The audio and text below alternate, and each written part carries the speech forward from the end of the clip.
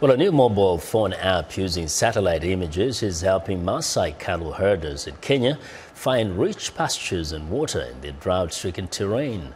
The device also tells them places to avoid to reduce encounters with wild animals. VOA's Faith Lapidus has the details.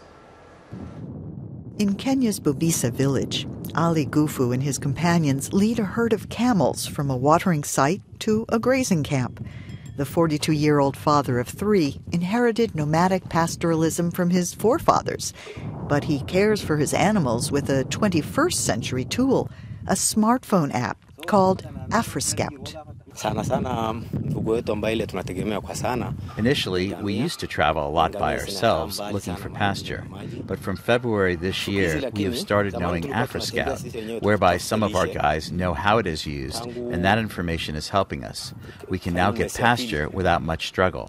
Now we are coming from the water point, and we are going home early because we know where the better pasture is.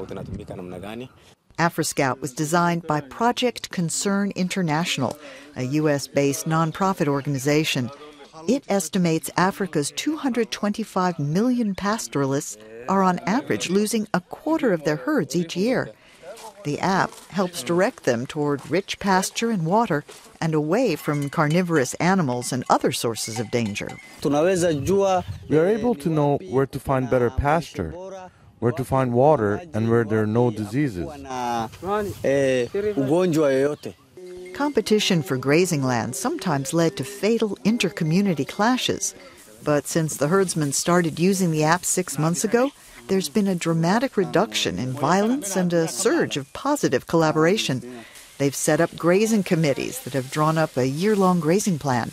In one Massai village, the elders used the app to subdivide their pasture land into permanent settlement sections and an open community grazing field. By encouraging planned grazing patterns, PCI official Brenda Wandera says the system also helps reduce the impacts of climate change. So through the AfriScout application, pastoralists are able to see how the rangelands are looking like, and in that way they can only move their livestock to places where the forage has rejuvenated enough and avoid the areas that have been degraded.